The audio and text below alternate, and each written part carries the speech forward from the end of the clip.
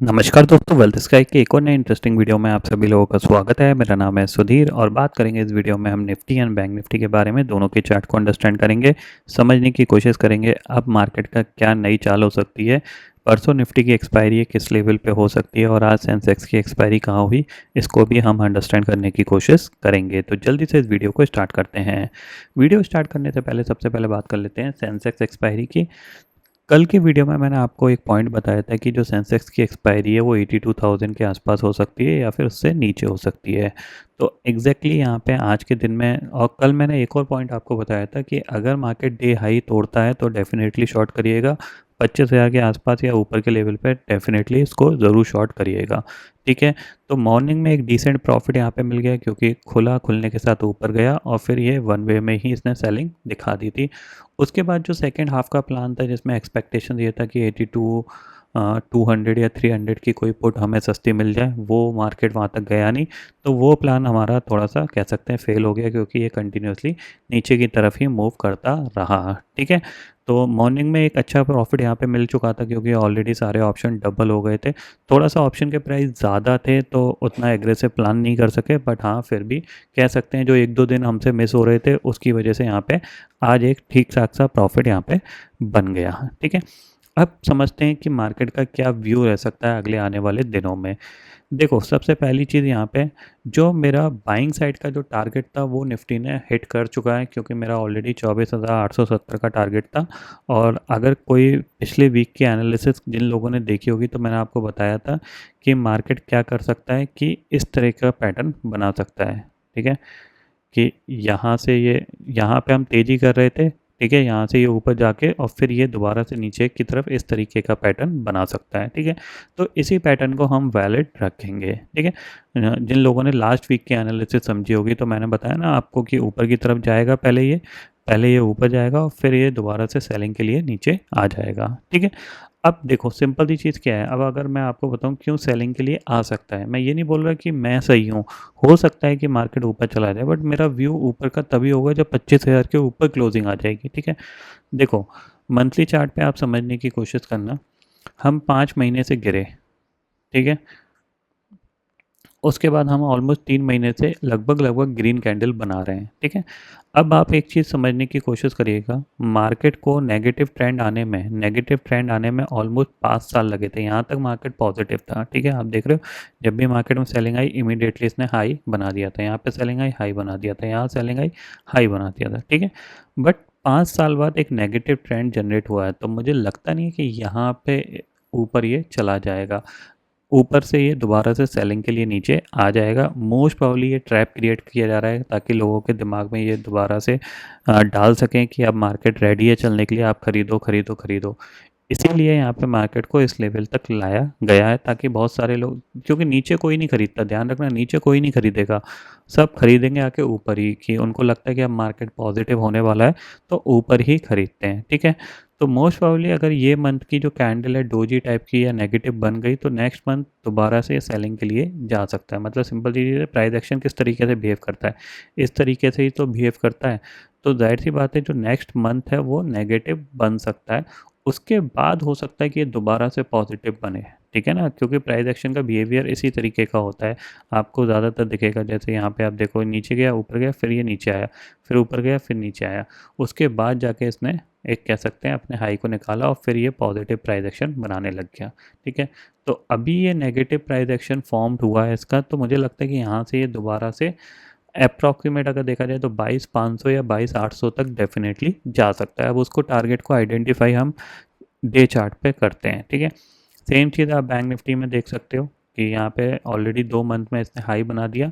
अब ये month already एक कह सकते हैं एक डोजी टाइप की कैंडल फिलहाल बन रही है। ठीक है ना। तो नेक्स्ट मंथ हो सकता है ये नीचे की तरफ आ सकता है, ये ध्यान में रखिएगा। अब उसके लिए कौन से इंपॉर्टेंट लेवल हैं जिनके ऊपर आपको अपनी शॉर्ट की पोजीशन छोड़ देनी चाहिए या फिर शॉर्ट नहीं करना चाहिए, ठीक है, उसको हम डिस्कस करते हैं। सबसे पहले डे चार्ट देखते हैं। ठीक है।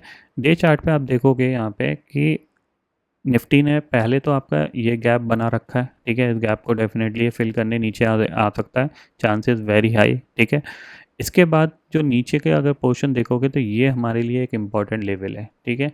इसके नीचे जाएगा तो फिर हमारे लिए एक नया जोन खुलेगा जो कि ये होगा 23,000 का। यहाँ तक मैं एक्सपेक्ट कर रहा हूँ निफ्टी इजीली आ सकता है अगले 2 महीने में, अभी आ सकता है, मतलब मंथ के एंड में भी आ सकता है, बट जून तक इस लो को ये एक बार टेस्ट कर सकता है, उसके बाद ये दोबारा से घूम के ऊपर चला जाएगा, ठीक है। तो हमें क्या व्यू रखना है, हमें यहाँ पे ये व्यू रखना है कि जब तक ये अब 24,800 या 25,000 के ऊपर नहीं निकलता तब तक हम थोड़ा सा सेलिंग व्यू लेके चलेंगे। किस लेवल के आसपास, वो हम यहाँ पे चार्ट पे डिस्कस कर लेते हैं। देखो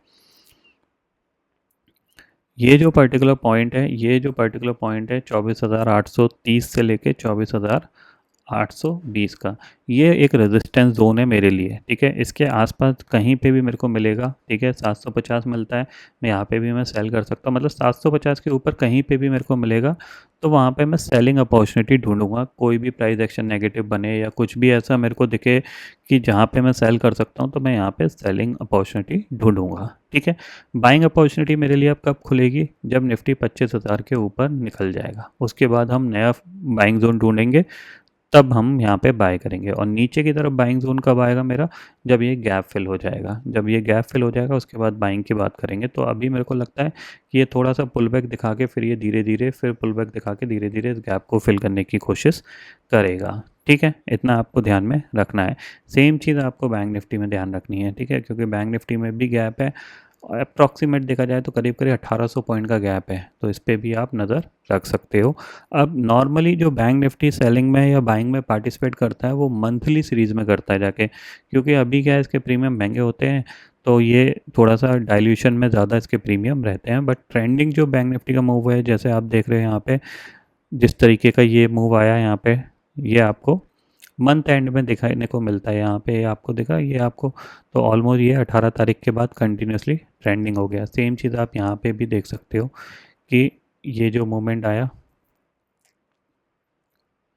ठीक है, ये जो मूवमेंट आया यहाँ पे, ये भी आपका मंथली सीरीज में आया था, ठीक है ना। लास्ट के जो 6-7 ट्रेडिंग सेशन रह जाते हैं उनमें आया था, क्योंकि उनमें क्या होता है प्रीमियम डीके बहुत तेज़ी से लगता है, तो ऑप्शन सेलर को इस चीज़ का बेनिफिट मिलता है, ठीक है। अब आपको थोड़ा सा ध्यान यहाँ पे मैं बता दूँ, ऊपर रेजिस्टेंस के तौर पे बैंक निफ्टी, इसको हटा देते हैं, ठीक है। इस चैनल को आपको ध्यान में रखना है, ये हटा दिया,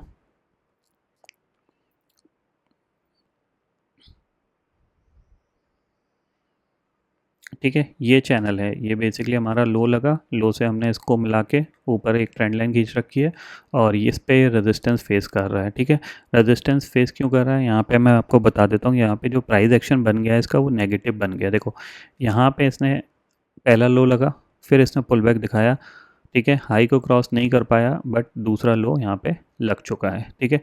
अब इसने दोबारा पुल बैक दिखा दिया ये गैप अप की वजह से, ठीक है। तो इसने इस हाई को क्रॉस नहीं किया है, ना ये वाला हाई क्रॉस हुआ है ना ये वाला हाई क्रॉस हुआ है, तो अब ये एक नया लो लगा सकता है, ये ध्यान में ज़रूर रखिएगा, ठीक है।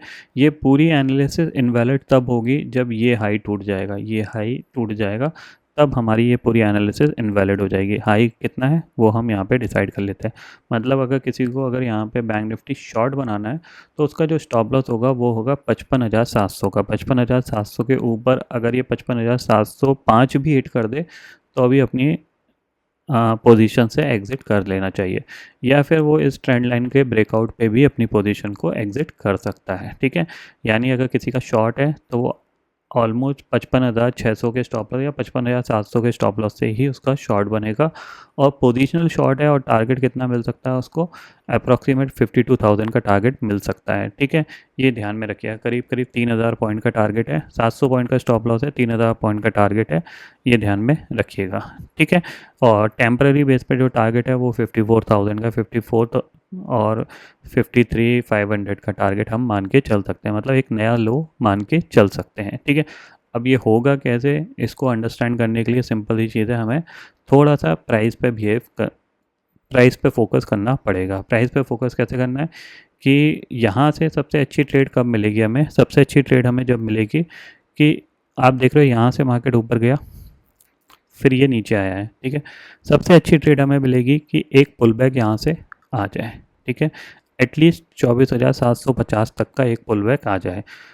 इस पुल बैक के बाद ये जो लैग आएगी सेलिंग की, ये बहुत अच्छी आएगी। इसमें अगर कोई एक्सपायरी होती है या निफ्टी एक्सपायरी होती है या फिर आपकी सेंसेक्स एक्सपायरी होती है या फिर मंथली एक्सपायरी होती है, तो आपको एक अच्छा मोमेंटम देखने को मिल सकता है नीचे की तरफ। ठीक है, और फिर ये फ्लो में फिर आपका ये लेवल भी टूटेंगे, ये लेवल भी टूटेंगे, और फिर ये तो गैप है ही, ध्यान रखिएगा। तो यहाँ से एक पुल बैक पेंडिंग है, वो पुल बैक आ जाए इंट्राडे में, मतलब हो सकता है ये ऊपर जाए और फिर नीचे सेम डे में ही गिर जाए, बट हाँ पुल बैक आ जाएगा तो बहुत अच्छी तरीके से नीचे आ सकता है। ठीक है, इतना आपको ध्यान में रखना है। अब मेरा जो बाइंग का व्यू रहेगा वो 24,850 के ऊपर रहेगा, इसके आसपास जाएगा तो मैं डेफिनेटली यहाँ पे सेल करना पसंद करूँगा। ठीक है, यहाँ पे तो मैं सेल नहीं करूँगा क्योंकि यहाँ पे क्या है कि इसके पास ऊपर जगह है इतनी चलने के लिए और नीचे भी जगह है, तो मैं सेंटर में हूँ। ठीक है, सेंटर में मैं बाय सेल नहीं करता क्योंकि यहाँ पे क्या है, आप ट्रैप हो सकते हो, ट्रैप हो सकते हो, आपको मतलब बहुत देर तक पोजीशन रखनी पड़ सकती है और हो सकता है लॉस में भी काटनी पड़ जाए। तो एटलीस्ट ये ऊपर जाएगा, वहाँ से कोई प्राइस एक्शन बनेगा तो हम यहाँ पे सेलिंग का व्यू लेके चल सकते हैं। अब जो बाइंग फर्दर हम प्लान करेंगे, कोई भी बड़ा मोमेंट प्लान करेंगे, वो हम 25,000 के ऊपर ही करेंगे। ठीक है, इतना आपको समझ में आ गया। और लास्ट वीक जैसे हमने एनालिसिस प्लान करी थी, अगर जिसमें क्या हुआ कि ये गैप अप खुल के हमारी वो पूरा मूव मिस हो गया था, ऐसा मूव मिस ना हो तो उसके लिए सिंपल सा सॉल्यूशन ये है कि बहुत सारे लोग ये पूछ रहे थे यार हमसे फियर ऑफ मिसिंग आउट हुआ, फोमो की वजह से अब हम कुछ ट्रेड प्लान नहीं कर पा रहे हैं। तो देखो सिंपल सी चीज़ क्या होती है, अगर हम यहाँ पे कोई मूव हमें लग रहा है कि आ सकता है तो हम उसको मंथली ऑप्शन के थ्रू ट्रैक कर सकते हैं। ठीक है ना, क्योंकि मंथली ऑप्शन में क्या होता है, टाइम वैल्यू होती है, उसमें सफिशिएंट टाइम वैल्यू होती है, तो वहाँ पे क्या आप उसको ऑप्शन को रख सकते हो थोड़ी देर। ठीक है, ताकि आपको जैसे आपको लग रहा है यहाँ से अगले 4-5 दिन में एक मोमेंट आ जाएगा, तो मैं क्या करूँगा, मंथली ऑप्शन ले लूँगा और एटलीस्ट उसको 6-7 दिन रखूँगा। उसको रखने के बाद यहाँ पे अगर मेरा मूवमेंट आ गया ठीक है, नहीं आ गया तो मैं उसको काट लूँगा। क्योंकि जब मूवमेंट आ रहा होगा तब आपको ये चीज़ पता रहेगी कि कितने दिन में आ सकता है, क्योंकि यहाँ पे हम पूरा परफेक्टली कॉन्फिडेंस थे कि मूवमेंट आ सकता है। वो आया भी, ऐसा नहीं है नहीं आया, बट हमारे हाथ से निकल गया क्योंकि एक गैप अप की वजह से ये मूवमेंट पूरा हमारे हाथ से निकल गया था। ठीक है, तो थोड़ा सा लॉजिकली यहाँ पे इस तरीके का बिहेवियर यहाँ पे हो सकता है। अब जाहिर सी बात है कल कुछ है नहीं तो हम थोड़ा सा बेसिक एनालिसिस हमने यहाँ पे देख लिए। 750 के आसपास डेफिनेटली यहाँ पे सेल करना मैं पसंद करूँगा। 750 जितना ये 800 के क्लोज जाएगा उतना मैं यहाँ पे सेलिंग के बारे में सोचूंगा। ठीक है ना, एक बार यहाँ से एक पुल बैक आ जाए, ठीक है, उसके बाद ये दोबारा से नीचे आ सकता है। ठीक है, और बाकी ग्लोबल मार्केट फ़िलहाल तो ठीक ठाक से लग रहे हैं।